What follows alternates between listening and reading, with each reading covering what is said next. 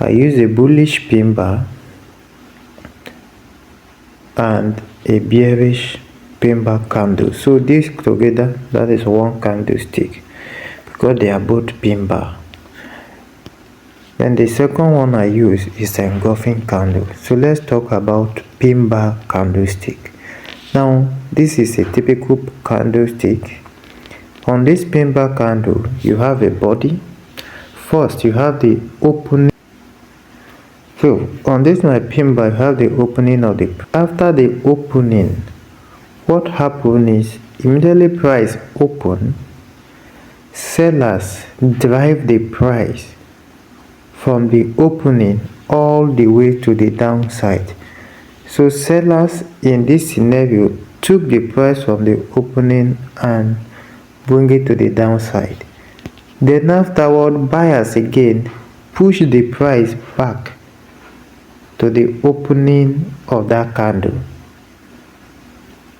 and after that continue with that momentum, push it higher, right, and then close it with a little wick above it.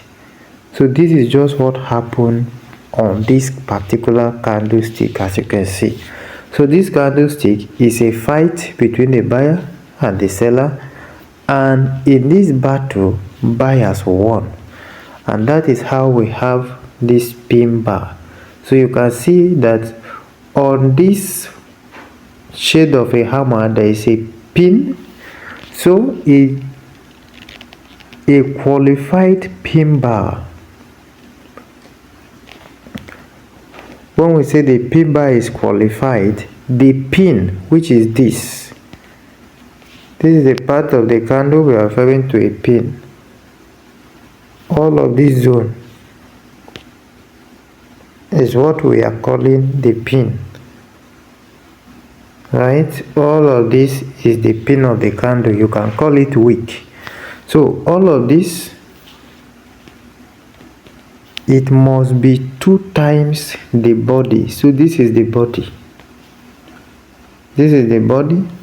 So this wick here should be 2 to 3 times more than the body of this candle. That is what gives us a valid pin bar.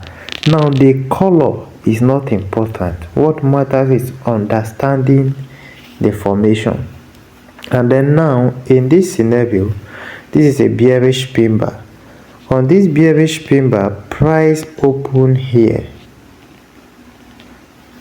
Okay, so that is the opening of the price, and immediately after price open, the first thing you see is the momentum of buyers.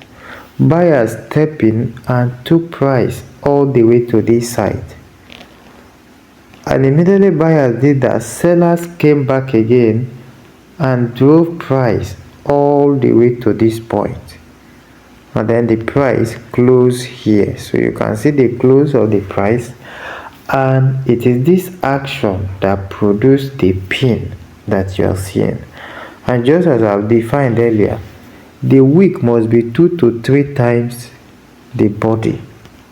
If the wick is not up to 2 to 3 times the body, then obviously it means that this is not a pin bar. So you can see that this pin bar, a bearish pin bar, shows the strength of the sellers.